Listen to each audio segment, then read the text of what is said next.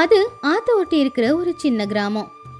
மலைகளுக்கு நடுவுல அழகா இருக்கிற அந்த கிராமத்துல இருக்கிற ஜனங்க எல்லாருமே அந்த ஆத்துல மீன் பிடிச்சுதான் வாழ்ந்துகிட்டு இருந்தாங்க. அந்த ஊர்ல நிறைய பேர் இரா வளர்ப்பும் செஞ்சுக்கிட்டு இருந்தாங்க. எப்பவும் போலவே காலையில அந்த ஊர் ஜனங்க எல்லாருமே அந்த ஆத்துக்கிட்ட வந்துட்டாங்க. மீன் பிடிக்கிறதுக்கு வலைகளை அவங்க தயார் பண்ணிக்கிட்டு இருக்கும் போது அந்த சத்தத்தை கேட்டு அங்க பக்கத்துலயே ஒரு வீட்டுக்குள்ள இருக்கிற ஒரு பாட்டி வெளியில வந்தாங்க. அந்த பாட்டியோட வீடு ஆத்துக்கு பக்கத்திலேயே இருந்துச்சு.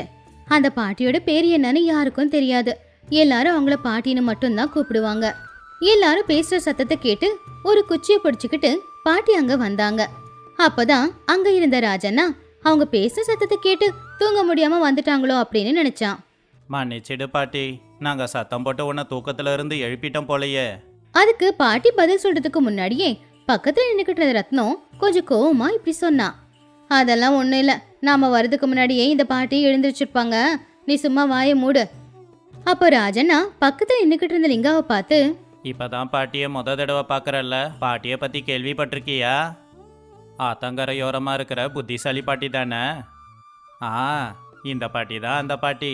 சரி, வேலையை முடிச்சுக்கிட்டு சீக்கிரம் போகலாம் வா அப்படின்னு எல்லாரும் வலையை எடுத்துக்கிட்டு ஆத்துக்குள்ள போனாங்க. மீன் பிடிச்சிட்டு எல்லாரும் கரைக்கு வரும்போது பாட்டி ஒரு குச்சியை பிடிச்சுக்கிட்டு நொண்டிக்கிட்டு அவங்க பக்கத்துல வந்தாங்க. தம்பி, ஒரே ஒரு மீன் கொடுப்பா. வந்துட்டியா? என்னடா இன்னும் வரலையே நினைச்சுக்கிட்டு இருந்த, அதுக்குள்ள வந்துட்ட. என்னை பத்தி தான் தெரியல ரத்தம் உனக்கு. மீன் இல்லைனா எனக்கு சாப்பாடு இறங்காது. ஏன் தெரியாது? என் வியாபாரம் பாதி நஷ்டமாவதுக்கு நீதான காரணமே. வேணும்னு பண்ணலையேம்மா. மீன் சாப்பிட்டு சாப்பிட்டு பழகி போச்சு. இப்போ மீன் இல்லைனா சாப்பாடு இறங்குறது இல்ல. இல்ல பாட்டி, இன்னைக்கு வலையில நிறைய மீனெல்லாம் ஒன்று மாட்டல, மீன் கொடுக்க முடியாது அப்படின்னு மீனை கொடுக்காம ரத்னம் அங்கிருந்து போயிட்டான். பாட்டி அவளை பார்த்துக்கிட்டு இருந்தாங்க. ரத்னத்துக்கும் பாட்டிக்கு நடந்த சண்டை ஊர்ல இருக்கிற எல்லாருக்குமே தெரியும். கொஞ்ச நாளைக்கு முன்னாடி ரத்னம் தினமும் பாட்டிக்கு ஒரு மீனை கொடுத்துக்கிட்டு இருந்தா. ஆனா அந்த வாய்ப்பை பயன்படுத்திக்கிட்டு பாட்டி ஒரு நாள் ரத்னம் பிடிச்சி வச்சிருந்த வலையில இருக்கிற மீனுங்கள்ல நிறைய மீனை எடுத்துக்கிட்டு போயிட்டாங்க. அத அங்க நின்று பார்த்துக்கிட்டு இருந்த சில பேர் ரத்னத்துக்கிட்ட போய் சொன்ன உடனே ரத்ன பாட்டிய கேள்வி கேட்டா. ஏன் பாட்டி, நான் தான் தினமும் ஒரு மீன் கொடுக்கறல, அப்படியே இன்னைக்கு இப்படி பண்ண? ஒரு மீன் ஒரு நாளைக்கு பத்த மாட்டேங்குதே, அதனாலதான் ஒரு 4 மீனை எடுத்துக்கிட்டு வந்தேன். நான் வியாபாரம் செய்ய வேணாமா பாட்டி? நான் வியாபாரம் பண்ணதானே என் குடும்பத்தை நான் பார்த்துக்க முடியும். அப்படி ரத்னம் நிக்க வச்சு குற்றவாளி மாதிரி பாட்டியை கேள்வி கேட்கறது பாட்டிக்கு பிடிக்கல. அவங்களுக்கு கொஞ்சம் வெக்கமாவும் இருந்துச்சு. ஆனாலும் மீன் சாப்பிடணும் அப்படிங்கிற விஷயத்துக்கு அவங்க அடிமையானதுனால எதுவும் பேசாம அமைதியா நின்னுட்டாங்க. அப்போ ரத்னம் ஒரு மீனை பாட்டிக்கிட்டேயே விட்டுட்டு மிச்சம் 3 மீனையும் அங்கிருந்து எடுத்துக்கிட்டு போயிட்டா. அப்படி போகும்போது, இனிமே உன்னை நான் நம்ப மாட்டேன் பாட்டி அப்படின்னு சொல்லிட்டு அங்கிருந்து போயிட்டா.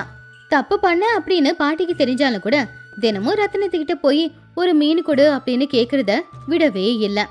அவங்க யாரும் இலவசமா மீன் கொடுக்கலன்றதுனால அன்னையில இருந்து அவங்க கடன் பண்ண ஆரம்பிச்சாங்க. என்ன பாட்டி இங்க வந்திருக்க? அது என் தங்கத்தை அடகு வைக்கலான்னு வந்தேன். அப்படி என்ன தேவை பாட்டி வந்துச்சு உனக்கு? ஏதாவது இருக்காதா? சரி, எவ்வளவு வேணும் பாட்டி? ஒரு 100 ரூபாய் தான் கூடப்பா. அவ்வளோ பணம் உனக்கு எதுக்கு பாட்டி? கொடுப்பியா கொடுக்க மாட்டியா அதை சொல்லு, மத்ததெல்லாம் உனக்கு எதுக்கு? சரி சரி. ஆமா, அடகு வைக்க என்ன கொண்டு வந்த? இதோ அப்படின்னு கையில இருக்கிற ஒரு பித்தளை பாத்திரத்தை கொடுத்தாங்க. தாங்கன்னு சொன்ன? ஏதோ சும்மா அப்படி சொன்ன. இதுக்கு எவ்வளவு வரும் அப்படின்னு மனசுல நினைச்சுக்கிட்டு, முதல்ல இதுக்கு எவ்வளவு கிடைக்கும் அப்படின்னு சொல்லு. இதுக்கு 100 ரூபாய் வராது பாட்டி. இதோட விலை ஒரு 40 ரூபாய் இருக்கும், அவ்வளவுதான் வரும். சரியா பார்த்து சொல்லுப்பா. பல வருஷமா அது எங்க வீட்லயே இருக்கு, பார்க்க புதுசு மாதிரியே இருக்கும். மறுபடியும் ஒரு தடவை பார்த்து சொல்லு. எத்தனை தடவை பார்த்தாலும் இது பித்தளை பாத்திரம் தான் பாட்டி, இதுக்கு அதிக விலை இருக்காது. பார்த்து கூடப்பா, கொஞ்சம் 60 ரூபாவது கொடுக்க பாருப்பா. பண தேவை இப்ப எனக்கு ரொம்ப அதிகமா இருக்கு. வேணும்னா 50 ரூபாய் கொடுக்கறேன் பாட்டி, 60 ரூபாய் கொடுக்க முடியாது. அப்படி இல்லப்பா, உனக்கு புண்ணியமா போகட்டும், இன்னொரு 10 ரூபாய் சேர்த்து கொடுப்பா. உனக்காக 10 ரூபாய் ஏற்றி கொடுத்தேன், இன்னொரு 10 ரூபாய் ஏற்ற முடியாது. இந்த விஷயம் ஊருக்குள்ள தெரிஞ்சா அப்புறம் என்னால் வியாபாரம் செய்ய முடியாது. அட என்னப்பா நீ, ஊருக்காரங்க புரிஞ்சுப்பாங்க, ஒன்றும் ஆகாதுப்பா. அட நீ வேற பாட்டி, பண விஷயத்துல எல்லாருமே ஒன்று தான், ஒத்துக்க மாட்டாங்க. உன்னை பற்றி சொல்லி சொல்லியே என்கிட்ட பணம் வாங்கிடுவாங்க. இன்னும் இவகிட்ட பேச முடியாதுன்னு சரி 50 ரூபா கொடுன்னு பாட்டி கேட்டாங்க. சரி 50 ரூபா கொடுக்குறேன், எத்தனை நாளுக்கு அப்புறமா பணத்தை திரும்ப கொடுக்கணும் அப்படிங்கிற விவரத்தை சொல்லி அந்த பாத்திரத்தை வாங்கிக்கிட்டான். பாட்டி சந்தோஷமா அந்த பணத்தை எடுத்துக்கிட்டு அங்கிருந்து போயிட்டாங்க. அன்னைக்கு அவங்க பட்னியாதான் படுத்தாங்க. ஆனா அடுத்த நாள் காலையில மீன் பிடிக்கிறவங்க பக்கத்துல போய் நின்னப்போ, பாட்டி உனக்கு சாப்பாடு போடுறதுக்கு நாங்க வேற விதமா யோசிச்சுக்கிட்டு இருக்கோம், இப்படி வந்து கேட்காத. அதை கேட்டு பாட்டிக்கு ஒண்ணுமே புரியாம அவங்க எல்லாரையுமே ஆச்சரியமா பார்த்து என்ன பேசிக்கிட்டு இருக்கீங்கன்னு கேட்டாங்க. நீ தினம் இப்படி வந்து கேட்கறது பிடிக்கல பாட்டி, அதான் நம்ம ஊர் வயசானவங்களுக்கெல்லாம் சாப்பாடு போட முடிவு பண்ணியிருக்கோம். அதை கேட்டதும் பாட்டிக்கு ரோசம் வந்து, ஒன்றும் தேவையில்லை, என்கிட்ட பணம் இருக்கு, நான் வாங்கியே சாப்பிட்டுக்கிறேன் அப்படின்னு கையில இருக்கிற ஒரு 5 ரூபாய் எடுத்து கொடுத்து 2 மீன் கொடுன்னு கேட்டாங்க. இந்த பணம் எப்படி வந்துச்சு பாட்டி அப்படின்னு ரத்னம் கேட்டா. இது என்னோட பணம் தான் அப்படின்னு கோவமா சொன்னாங்க. சரி சரி, இந்த ரோசத்துக்கு ஒன்றும் குறைச்சல் இல்லைன்னு சொல்லிக்கிட்டு அந்த பாட்டிக்கிட்ட பணத்தை வாங்கி 2 மீனை கொடுத்தா. சரி அப்படின்னு சொல்லி பணத்தை கொடுத்துட்டு அந்த 2 மீனை வாங்கிக்கிட்டு வீட்டுக்குள்ள போனாங்க பாட்டி. இது எல்லாத்தையும் பார்த்துக்கிட்டு இருந்த ராஜண்ணா ஆச்சரியமா ரத்னத்துக்கிட்ட, 5 ரூபாய்க்கு 2 மீன் வராது சித்தி. பரவாயில்லடா, அவங்களுக்கு மீனோ எறாவோ இல்லைன்னா தினமும் சாப்பாடு இறங்காது, சாப்பிடட்டும் விடு. தினமும் அதையே சாப்பிட்டா ஒரு மாதிரி வெறுப்பா இருக்காதா? அது அவங்களுக்கு இருக்காதுடா, ஏன்னா சின்ன வயசுல எதுவுமே கிடைக்காம இருந்தப்போ இந்த மீனும் இறவும் தான் சாப்பிட்டுக்கிட்டு இருந்தாங்களாம். அதுக்கப்புறம் போக போக அது இல்லைன்னா அவங்களுக்கு சாப்பாடே இறங்குறது இல்ல. அப்படி அந்த பாட்டி அன்னையிலிருந்து ஒரு மாசம் வரைக்கும் அந்த பணத்தை வச்சு நிம்மதியா சாப்பிட்டாங்க. ஒரு நாள் மீன் வாங்கினா ஒரு நாள் இறா வாங்கி சமைச்சு சாப்பிட்டுக்கிட்டு இருந்தாங்க. அப்படியே 4 வார்த்தை நல்லபடியா பேசி ஏமாத்தி ரத்னத்துக்கிட்ட ஒரு நாள் இலவசமா மீன் வாங்கிக்கிட்டு இருந்தாங்க. அப்படி ஒரு மாசம் வரைக்கும் எந்த பிரச்சனையும் இல்லாம சாப்பிட்டுக்கிட்டு இருந்தாங்க. அதுக்கப்புறமா மறுபடியும் ஒரு பழைய பித்தளை சாமானை எடுத்துக்கிட்டு அந்த கடைக்காரர்கிட்ட போனாங்க. கடைக்காரர் அவங்கள பார்த்ததுமே, கடன் பணத்தை திரும்ப கொடுக்க வந்தியா பாட்டி? இல்லப்பா, இப்போ இந்த பாத்திரத்தையும் அடகு வச்சுக்கிட்டு பணம் கொடு, அடுத்த மாசம் 2த்தையும் பணம் கொடுத்து மூட்டுக்கிறேன். அந்த கடைக்காரர் அந்த பாத்திரத்தை பார்த்து, இதுக்கு ஒன்றும் வராது பாட்டி அப்படின்னு சொன்னான். ஆனா பாட்டி ரொம்பவும் வற்புறுத்தும் போது அந்த கடைக்காரன் கோவமா இப்படி சொன்னான், அடகு வச்சுக்கிட்டு இந்த பாத்திரத்துக்கு எதுவும் கொடுக்க முடியாது பாட்டி, பேசாம வித்துடு, கொஞ்சம் பணம் தரேன். அட என் வீட்டு பொருளை எப்படிப்பா நான் விற்கிறது, ஏன் இப்படியெல்லாம் சொல்ற? ஆமா ஆமா, அந்த பொருள் தங்கம் பாரு. இதோட மதிப்பு தங்கத்தை விட அதிகப்பா அப்படின்னு சொல்லி அந்த கடைக்கார கொடுத்த 30 ரூபாவை வாங்கிக்கிட்டு வீட்டுக்கு போனாங்க. அன்னைக்கு வாங்கின எறா வீட்டில் இருந்ததுனால அன்னைக்கு பாட்டி எதுவுமே வாங்கிக்கல. அதுக்கப்புறமா மறுபடியும் அடுத்த நாள் பணம் கொடுத்து கொஞ்சம் எறா வாங்கி சமைச்சு சாப்பிட்டாங்க. அப்படி அன்னைக்கு நல்ல வயிறார சாப்பிட்டுட்டு அங்க இங்கன்னு சுத்திக்கிட்டு வீட்டு வாசல்ல வந்து உக்காந்துக்கிட்டு இருந்தாங்க. அது சூரியன் அஸ்தமிக்கிற நேரம். சூரியனை பார்த்து தினமும் நாள் இப்படிதான் நல்லபடியா இருக்கணும் அப்படின்னு வேண்டிக்கிட்டு உள்ள போயிட்டாங்க. இப்படியே நாட்களும் போய்கிட்டு இருந்துச்சு. பணமும் தீந்து போச்சு. ஊர்ல சில பேர் இத பத்தி பேசிக்கிட்டு இருந்தாங்க. சில பேர் ஐயோ பாவம்னு நினைச்சாங்க. சில பேர் கோவமா அந்த வயசான பாட்டி இன்னும் மாற மாட்டாங்களா அப்படின்னு கேட்டுக்கிட்டு இருந்தாங்க. ஆனா இன்னும் சில பேர் பாவம் அவங்க பழக்கத்தை அவங்களால மாத்திக்க முடியல அப்படின்னு வருத்தப்பட்டாங்க. அதுக்கப்புறம் ஊர்ல எல்லாரும் ஒரு முடிவு பண்ணாங்க, வயசானவங்க எல்லாருக்குமே இலவசமா சாப்பாடு போடணும் அப்படின்னு. அது பாட்டிக்காக தான் செய்யணும் அப்படின்னு தெரியாம இருக்கிறதுக்காக ஊரு முழுக்க அவங்க தண்டோரா போட்டாங்க. பாட்டியோட வீட்டுக்கிட்டே போய் தண்டோரா போட்டாங்க. முத நாள் பாட்டி சாப்பிட போல. ஆனா அன்னைக்கு என்ன சாப்பாடு போட்டாங்கன்னு பக்கத்து வீட்டு பொம்பளை கிட்ட கேட்டாங்க. பாட்டி இன்னைக்கு சாப்பாடு மீன் குழம்பு போட்டாங்க. அப்படியா, நல்லா இருந்துச்சா? நீ செய்யற அளவுக்கு நல்லா இருக்கல, ஆனா பரவாயில்ல, சாப்பிட்றது கொண்டு குறையில்ல. சாப்பாடு போடணும்னு நினைக்கிறவங்க சுவையா போடணும்னு நினைக்க கூடாதா அப்படின்னு சத்தமா சொன்னாங்க. அப்போ அங்கே நின்று அது எல்லாத்தையும் கேட்டுக்கிட்டு இருந்த ரத்னம் அவங்க பக்கத்துல போய், என்ன ஏதோ சொல்லிக்கிட்டு இருக்க போல, இன்னைக்கு நீங்க போட்ட மீன் குழம்பு அவ்வளோ ஒன்றும் நல்லா இல்லையாமா, நல்லா பண்ணணும்ல அப்படின்னு சொல்லிக்கிட்டு இருந்தேன். உன்ன மாதிரி எங்களால் சமைக்க முடியாது பாட்டி, சாப்பிட நல்லா தான் இருந்துச்சு அப்படின்னு நிறைய பேர் சொன்னாங்க. அதை விட வேற என்ன வேணும்? எல்லாரும் திருப்தியா சாப்பிட்டு போகணும், அது முக்கியம் இல்ல? அப்ப நீ ஒரு தடவை சமைச்சு காட்டு, எப்படி சமைக்கணும்னு கத்துக்கிறோம். அப்ப அதை கேட்டு பாட்டி கொஞ்ச நேரம் யோசிச்சுட்டு, நான் அங்க சமைக்கிறதுல எனக்கு என்ன கிடைக்க போகுது அப்படின்னு கேட்டப்போ, பணம் கொடுக்க முடியாது, சாப்பிட்டுட்டு போ. ஆ, எனக்கும் இலவசமா எதுவும் வேணாம். இங்க இலவசமா யாரும் எதுவும் கொடுக்கல, நீயே சமைச்சு கொடுத்துட்டு சாப்பிட்டு போன்னு தான் சொல்றேன்.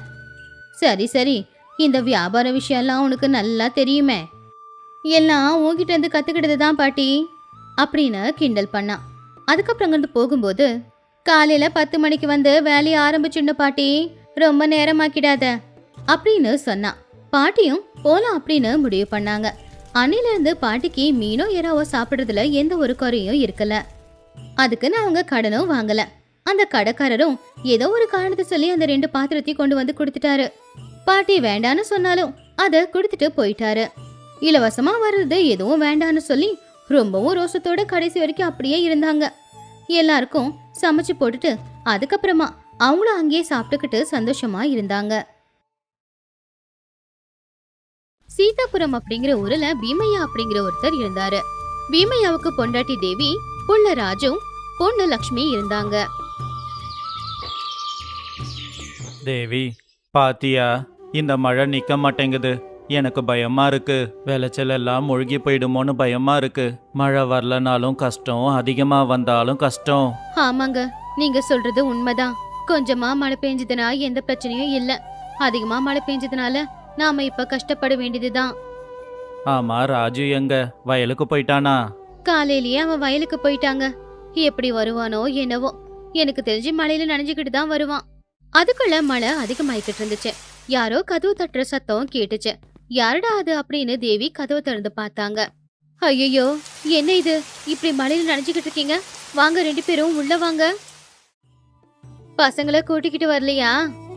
சித்தி, நாங்க மட்டும்தான் வந்தோம். என்னவோ இன்னைக்கு உங்களை பார்க்கணும் போல தோணுச்சு. அதனால காலையில வீட்ல இருந்து கிளம்பிட்டோம். எங்களுக்கு துணையா மழையும் வந்துருச்சு. அதான் 2 பேரும் இப்படி நனைஞ்சு போயிட்டோம். பசங்க பள்ளிக்கூடத்துக்கு போயிருக்காங்க. உங்களை பார்த்து ரொம்ப நாள் ஆச்சுல்ல, அதான் நானும் என் புருஷனும் உங்களை ஒரு எட்டு பார்த்துட்டு போலாம் அப்படின்னு வந்தோம். எனக்கு ரொம்ப பசிக்குது சித்தி, சீக்கிரமா சமையல் பண்ணுங்க. உங்க சமையல் சாப்பிட்டு ரொம்ப நாள் ஆச்சு. நீங்க எப்ப எங்க வீட்டுக்கு வந்தாலும் சந்தோஷம்தான். ஆனா இந்த மழையில இவ்வளோ கஷ்டப்பட்டு. இதுல என்ன சித்தப்பா கஷ்டம் இருக்கு? பிடிச்சவங்கள பார்க்க வர்றதுல என்ன கஷ்டம் இருக்க போகுது? அப்பதான் அங்க ராஜு வந்தான். அக்கா, நீ ஏன் வந்திருக்க?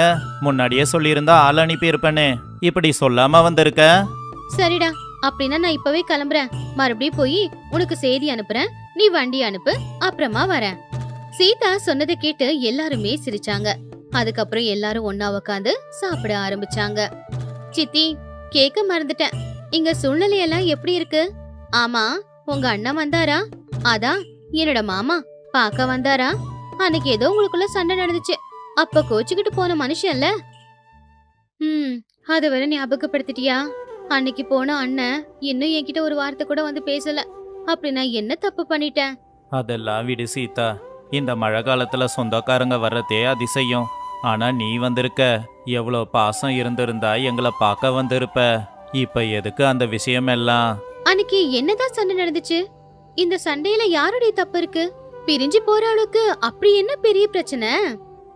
என்ன பண்றது, எல்லா நேரமும் ஒரே மாதிரி இருக்காது இல்லையா? எப்பவுமே உறவுகளுக்குள்ள சண்டை வர்றது பணத்தாலதான். அப்படிதான் நாங்களும் தூரமானோம். கவலைப்பட சித்தி, மறுபடியும் ஒன்னா சேர்ந்துருவீங்க. மழை அதிகமா பெஞ்சுக்கிட்டு இருந்துச்சு. அப்பா, விடாம மழை பெஞ்சதால பக்கத்து ஊருக்கு போற வழியெல்லாம் தண்ணியில மூழ்கிடுச்சான். இப்ப நம்ம ஊர்ல இருக்கிற யாருமே இங்கிருந்து வெளியில போக முடியாது. இப்ப நாம எதுவும் செய்ய முடியாதுடா. எல்லாரும் நல்லா இருக்கணும் கடவுளேன்னு அந்த கடவுள்கிட்ட வேண்டிக்கிறத தவிர. இப்படி சில நாட்களும் போச்சு. ஒரு நாள் லக்ஷ்மி ராமையா கிட்ட, என்னங்க, நாளைக்கு எங்க அண்ணன் நம்ம வீட்டுக்கு வராராமா, அதுவும் குடும்பத்தோட வராராமா. எனக்கு ரொம்ப சந்தோஷமா இருக்குங்க.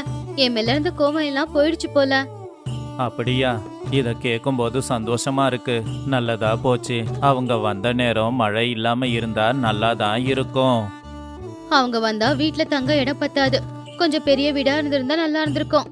சரி சரி, இன்னைக்கு நான் வீட்டை பெருசா கட்டிடுறேன். உங்க அண்ணன் குடும்பம் வந்தா சந்தோஷமா இருக்கட்டும்.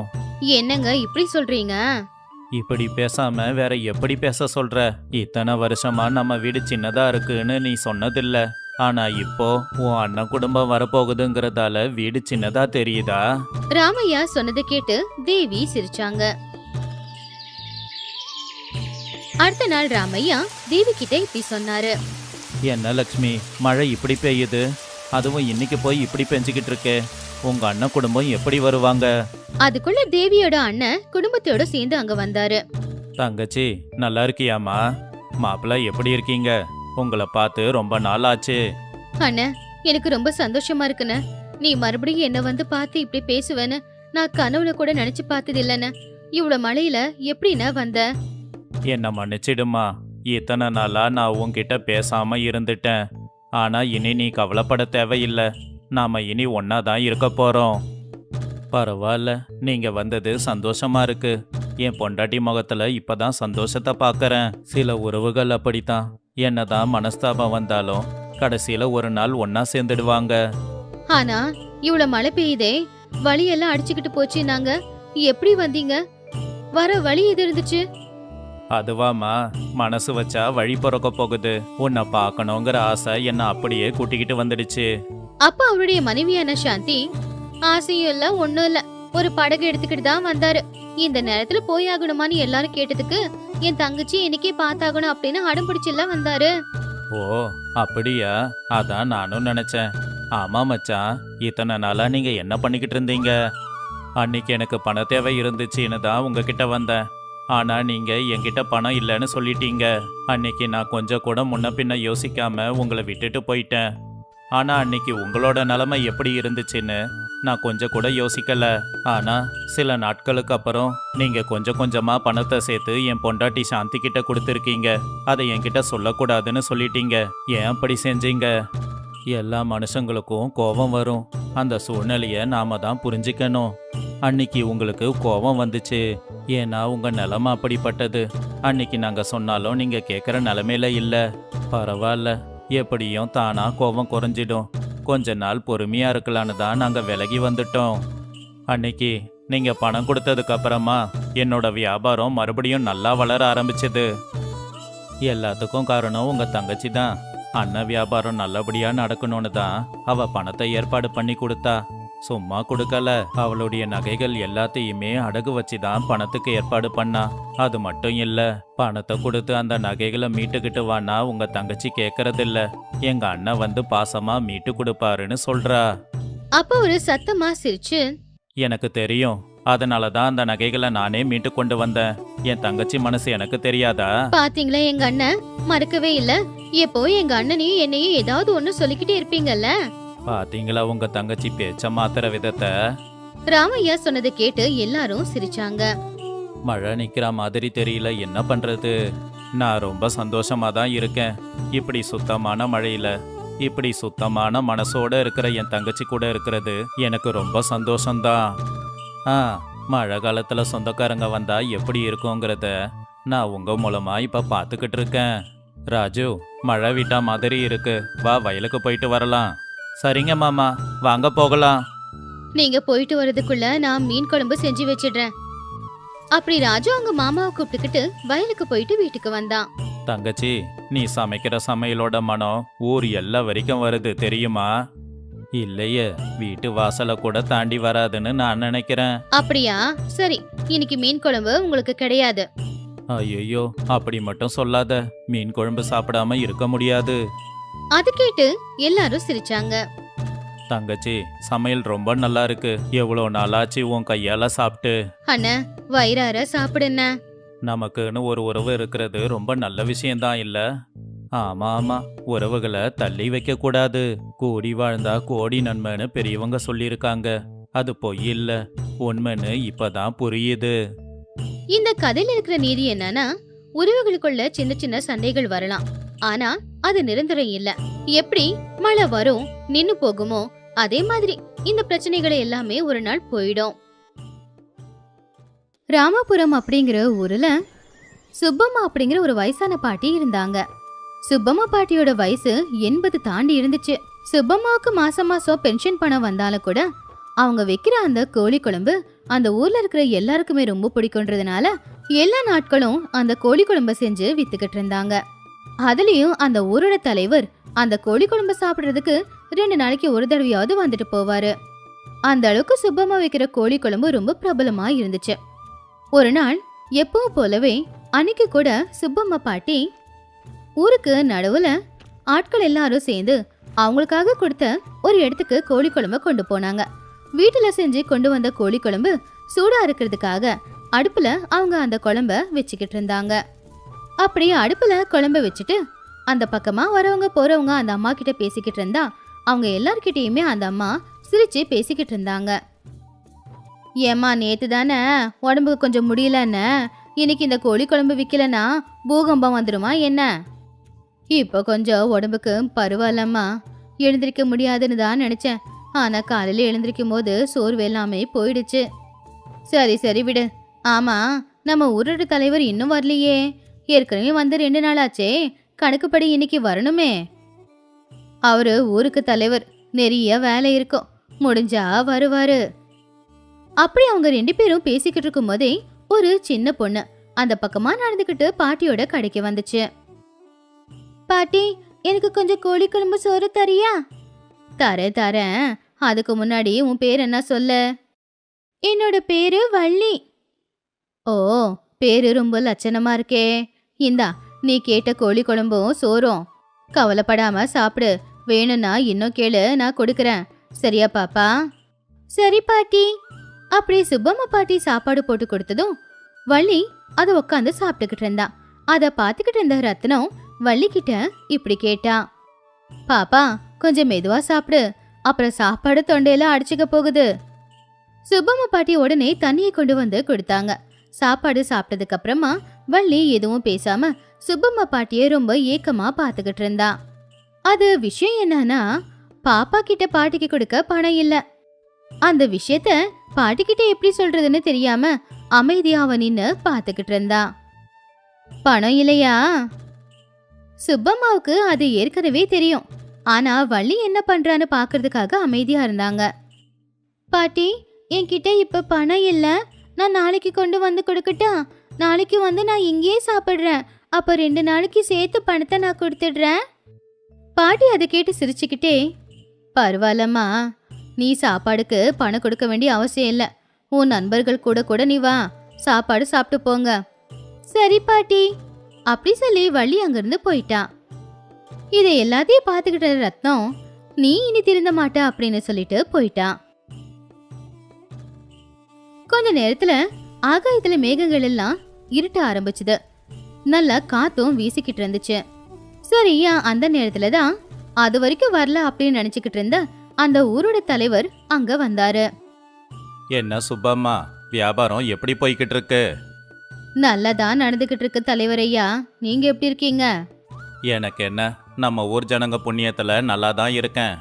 தலைவர் பக்கத்துல இருந்த கடைக்காரன் கிட்ட பேசிக்கிட்டு இருக்கும் போது சுப்பம்மா பாட்டி ஆகாயத்தை பார்த்து, இன்னைக்கு மழை வர மாதிரி தான் இருக்கு அப்படின்னு நினைச்சாங்க. அதுக்கப்புறமா பக்கத்துல இருக்கிற ஒரு இலையை எடுத்து அதுல சாப்பாடும் கோழி குழம்பையும் ஊத்தி வச்சாங்க. சீக்கிரமா சாப்பிடுங்க தலைவரையா, மழை வர மாதிரி இருக்கே. சரி சுப்பம்மா, இவ்வளோ நல்ல குழம்ப சாப்பிட ரொம்ப நேரம் எடுக்குமா என்ன? 1 நிமிஷத்துல சாப்பிடுவேன். அப்படி கொஞ்ச நேரத்திலேயே அங்க மழை பெய்ய ஆரம்பிச்சதுனால தலைவர் கொஞ்சம் மழையில நனையாம இருக்கிறதுக்காக உள்ள வந்து நின்னு சாப்பிட்டுக்கிட்டு இருந்தாரு. அவங்க 2 பேரும் பேசிக்கிட்டு சாப்பிட்டுக்கிட்டு இருக்கும் போது பக்கத்துல இருக்கிற கடையில ஒரு தாய் புள்ளி மழையில நனைஞ்சுக்கிட்டு இருந்தாங்க. அதை பார்த்து சுப்பம்மா பாட்டி அவங்களையும் உள்ள வர சொன்னதுனால அவங்க உள்ள வந்து நின்னுக்கிட்டு இருந்தாங்க. அப்போ பக்கத்துல இருக்கிற தலைவர் அவங்க புதுசா இருக்காங்களே அப்படின்னு யாரு என்ன ஏதுன்னு அவங்க கிட்ட விசாரிச்சுக்கிட்டு இருந்தாரு. அட கொஞ்சம் இருங்க தலைவர் ஐயா, பாவம் 2 பேரும் மழையில நனைஞ்சு உடம்பெல்லாம் நடுங்கிக்கிட்டு இருக்காங்க. சரி சுப்பம்மா, அவங்களுக்கு உடம்பு துடைக்க எதனா கொடு. அட ஆமால, மறந்தே போயிட்டேன், இருமா நான் போய் துணி எடுத்துட்டு வரேன் அப்படின்னு அவங்களுக்கு தலையை துடைக்க துணி கொண்டு வந்து கொடுத்துட்டு, உன் பேர் என்னம்மா அப்படின்னு கேட்டாங்க. என் பேரு தங்கம்மா, எங்களுக்கு இடம் கொடுத்ததுக்கு ரொம்ப நன்றிம்மா. அதெல்லாம் ஒன்றும் பரவாயில்லம்மா, தலையை நல்லா தோட்டு, இல்லைனா சளி பிடிச்சிட போகுது. அதுக்கப்புறமா அந்த சின்ன பையன் கிட்ட போய் உன் பேர் என்னப்பா அப்படின்னு கேட்டாங்க. என் பேரு ராஜு. அப்படின்னு பொறுமையா சொன்னான். உனக்கு பசிக்குதாப்பா? அது கேட்ட ராஜு எதுவுமே சொல்லல. என்கிட்ட கோழி குழம்பும் சூடா சாப்பாடும் இருக்கு, சாப்பிடுறியா? வேணாம்மா, நாங்க கிளம்பிடுறோம். இந்த மழையில எங்க போறீங்க? மழை நிக்கிற வரைக்கும் இங்கேயே இருங்க. சுப்பம்மா, சரி நான் கிளம்புறேன். ஐயா, இந்த மழையில நீங்க மட்டும் எப்படி போவீங்க? மழை விட்டதுக்கு அப்புறமா போலாம்ல? இல்ல சுப்பம்மா, போகணும், முக்கியமான வேலை இருக்கு. அப்படின்னு பாட்டிக்கு பணத்தை கொடுத்துட்டு அவர் அங்கிருந்து போயிட்டாரு. சாப்பாடு போடுற, 2 பேரும் சாப்பிடுங்கம்மா. என்கிட்ட பணம் இல்லம்மா. நான் உங்ககிட்ட சாப்பாட்டுக்கு பணம் எதுவுமே கேட்கலையேம்மா. முதல்ல 2 பேரும் சாப்பிடுங்க. அப்படி அவங்க 2 பேருக்கும் சாப்பாடு போட்டு கொடுத்தாங்க. நீங்க 2 பேரும் இந்த ஊருக்காரங்க இல்லையே, எங்க இருந்து வரீங்க? ஆமாம்மா, நான் பக்கத்து ஊர்ல இருந்து வரேன். ஏதாவது வேலை கிடைக்குமோ அப்படின்னு தான் இந்த ஊருக்கு வந்திருக்கேன். அப்படியா? சரி சரி, கவலைப்படாம சாப்பிடுமா, உனக்கு இங்க வேலை கிடைச்சிடும். சரிம்மா அப்படின்னு சொல்லி தங்கம்மா சாப்பாடு சாப்பிட்டுக்கிட்டு இருந்தாங்க. அப்புறமா சுப்பம்மா பாட்டி ராஜுவை மடியில உட்கார வச்சு சாப்பாடு ஊட்டிக்கிட்டு இருந்தாங்க. அப்படியே 2 பேருமே கொஞ்ச நேரத்துல சாப்பிட்டு முடிச்சிட்டாங்க. ரொம்ப நன்றிம்மா, இலவசமா சாப்பாடு போட்டதுக்கு ரொம்ப நன்றி அப்படின்னு கையெடுத்து கும்பிட்டு நன்றியே தெரிவிச்சா. மழையில உங்களை நனையிறத பார்த்துட்டு எப்படிம்மா நான் அப்படியே விட முடியும்? அதான் கூப்பிட்டு சாப்பாடு போட்டேன். ரொம்ப நன்றிம்மா. அப்படி எல்லாருமே உட்காந்து பேசிக்கிட்டு இருந்தாங்க. ராஜுவும் சிரிச்சுக்கிட்டு இருந்தான். கொஞ்ச நேரத்துல மழையும் நின்னு போச்சு. அதனால அவங்க 2 பேரும் அங்கிருந்து கிளம்பிட்டாங்க. சுப்பம்மாவும் அவங்கள பார்த்து சந்தோஷப்பட்டாங்க. மதியம் நேரமும் ஆயிடுச்சு. இதுக்கப்புறம் வீட்டுக்கு போலான்னு சொல்லி கொஞ்சம் இருக்கிற சாப்பாடு குழம்பு எல்லாத்தையும் கட்டி எடுத்துக்கிட்டு வீட்டுக்கு கிளம்புனாங்க. அப்படி பாட்டி வீட்டுக்கு போற நேரத்துல அந்த ஊருக்கு பெரியவர் ஒருத்தர் ஊஜனங்க கிட்ட பேசிக்கிட்டு இருந்தாரு. அப்போ சுப்பம்மா பாட்டிய பார்த்து, சுப்பம்மா, நல்லா இருக்கீங்களா? எனக்கு என்னங்கய்யா, நான் நல்லா தான் இருக்கேன். நீங்களும் நல்லா இருக்கீங்கன்னு நினைக்கிறேன். நான் நல்லா தான் இருக்கேன். ஆனா கொஞ்ச நாளா என் பொண்டாட்டிக்கு உடம்பு முடியாம இருக்கு. ஏதாவது வைத்தியம் சொல்றீங்களா? அம்மாவுக்கு என்னங்கய்யா ஆச்சு? அவளால எந்த வேலையும் செய்ய முடியல சுப்பம்மா. அடிக்கடி உடம்பு முடியலன்னு படுத்த படுக்கையாயிடுறா. நாட்டு வைத்தியம் பண்ணிக்கிட்டு தான் இருக்கேன். வீட்டு வேலைக்கு யாருன்னா இருந்தா நல்லா இருக்கும். ஒன்றும் கவலைப்படாதீங்க ஐயா. வீட்டு வேலை தேடி யாராவது வந்தாங்கன்னா உங்க வீட்டுக்கு வர சொல்லி நான் சொல்லி அனுப்புறேன். ரொம்ப நன்றி சுப்பம்மா. உங்ககிட்ட வந்து எப்ப பேசினாலும் என் பிரச்சனை எல்லாம் தீந்தா மாதிரி தான் இருக்கு. நல்லதுங்க ஐயா, நான் வரேங்க ஐயா. சரிம்மா. அப்போ சுப்பம்மா வீட்டுக்கு போய்கிட்டு இருக்கும்போது கடையில பார்த்த தங்கத்தை மறுபடியும் பார்த்தா நல்லா இருக்கும்னு நினைச்சாங்க. அப்படி அவங்க யோசிச்சுக்கிட்டே வீட்டுக்கு போகும்போது அவங்க வீட்டு வாசல்ல அவங்க தம்பியான ரங்கையா உட்காந்துக்கிட்டு இருந்தான். அவனை பார்த்து, என்னடா ரங்கையா, இப்பதான் வரியா? இன்னைக்கு வேலை ரொம்ப அதிகம்க்கா. சரி வீட்டுக்கு போலான்னு தான் போய்கிட்டு இருந்தேன். அப்படியே உன்னை பார்த்துட்டு போலான்னு தான் உட்காந்துக்கிட்டு இருக்கேன். அப்படியா? சரி, ஏதாவது சாப்பிட்டியா? சாப்பிட நேரமே இல்லக்கா. இன்னைக்கு வயல்ல நிறைய வேலை, இப்பதான் முடிச்சிட்டு வரேன். சரி பரவாயில்ல விடு. இன்னைக்கு மிச்சமான கோழி குழம்பு சாப்பாடு இருக்கு, அதை கொடுக்கறேன், நீ சாப்பிடு. அப்படி கை கால் முகத்தை கழுவிக்கிட்டு வீட்டு கதவை திறந்தாங்க. இப்படி உள்ள வந்து உக்காருடா, சாப்பாடு போடுறேன். சரிக்கா. ஆமா, இன்னைக்கு என்னக்கா விசேஷம்? அப்படி ரங்கையா கேட்டப்போ ரங்கையாவுக்கு இலையில சாப்பாடு கோழி குழம்பு ஊத்தி கொடுத்துட்டு சாப்பிடவும் சொல்லிட்டு, வேற என்னடா விசேஷம், எப்பவும் போலவே இன்னைக்கு ரத்னம் கொஞ்ச நேரம் வந்து உட்காந்து பேசிக்கிட்டு இருந்தா. நீ மாறமாட்ட அப்படின்னு ரத்தனம் சொல்லலையா? அதை கேட்டு சுப்பம்மா சிரிச்சுக்கிட்டே, ஏன் சொல்லல, தினமும் அத அவளுக்கு சொல்லனா தூக்கம் வராதே. நம்ம ஊருக்கு புதுசா தாயும் மகனும் வந்திருக்காங்கடா. ரங்கையா ஒரு பக்கம் சாப்பிட்டுக்கிட்டு ஒரு பக்கம் கதைய கேட்டுக்கிட்டு இருந்தான். சாப்பிட்டுக்கிட்டே இன்னும் கொஞ்சம் குழம்பு ஊத்துக்கா அப்படின்னு அக்கா கிட்ட கேட்டான். பாட்டி கொஞ்சம் குழம்பு ஊத்திட்டு தலைவர்கிட்ட பேசிக்கிட்டு இருக்கும்போது அவங்க 2 பேரும் மழையில நனைஞ்சுக்கிட்டு இருந்தாங்க. நான் தான் அவங்கள உள்ள கூப்பிட்டேன். அந்த பையனுக்கு 4 வயசு இருக்கும், பார்க்க ரொம்ப அழகா இருந்தான். அப்படியா? இந்த ஊர்ல யார பார்க்க வந்தாங்களா? ஏதாவது வேலை கிடைக்கும்னு தேடிக்கிட்டு நம்ம ஊருக்கு வந்திருக்காங்க. நான் வீட்டுக்கு வர வழியில பெரியய்யாவை பார்த்தேன். வீட்டு வேலைக்கு யாராவது இருந்தா சொல்லுங்கம்மா அப்படின்னு சொன்னாரு. அவருடைய பொண்டாட்டிக்கு கொஞ்சம் உடம்புக்கு முடியலையாமா. அதான் அந்த பொண்ணை மறுபடியும் பார்த்தா அங்க வேலையில சேர்த்து விடலான்னு இருக்கேன். ஓஹோ, சரி. அப்ப இன்னைக்கு வியாபாரம் எப்படி போச்சு? வியாபாரம் நல்லபடியா நடந்துச்சுடா, நான் சந்தோஷமாவும் இருந்தேன். ஏன் இருக்காது? உன்னை சுற்றி எல்லாரையும் சந்தோஷமா வச்சுக்கிறியே. சரி, இன்னும் சாப்பாடு போடவா? ஏன் இன்னும் என் தொப்பை பெருசாகணுமா உனக்கு? அதெல்லாம் வேண்டாம். அதுக்கப்புறமா சுப்பம்மா சிரிச்சுக்கிட்டு அவங்களும் தட்டுல சாப்பாடு போட்டு சாப்பிட்டுக்கிட்டு இருந்தாங்க. 2 பேரும் பேசிக்கிட்டே சிரிச்சுக்கிட்டே சாப்பாடு சாப்பிட்டு முடிச்சாங்க. ரங்கைய சாப்பிட்டு முடிச்சிட்டு கிளம்புறேன் அப்படின்னு சொன்னப்போ, ஒரு நிமிஷம் இருடான்னு சொல்லி வீட்டுக்குள்ள போய் சாப்பிட்றதுக்கு இருக்கிற மாம்பழங்களை ஒரு பையில போட்டு கொடுத்தாங்க. ரங்கையா வேண்டான்னு சொன்னாலும் அவன் கையில வச்சுட்டு இப்படி சொன்னாங்க. இந்த வெயில் காலத்துல தாண்டா இந்த மாம்பழம் கிடைக்கும். இப்ப சாப்பிடாம எப்ப சாப்பிட போற? போ, கிளம்பு கிளம்பு. சரிக்கா, நான் கிளம்புறேன். இந்த கதையில இருக்கிற நீதி என்னன்னா, இந்த கதையில வர சுப்பம்மா பாட்டி எப்படி அவங்கள சுத்தி இருக்கிற எல்லாரையுமே சந்தோஷமா வச்சுக்கிட்டு அவங்களும் சந்தோஷமா இருக்காங்களோ, நாமளும் அதே மாதிரி தான் இருக்கணும்.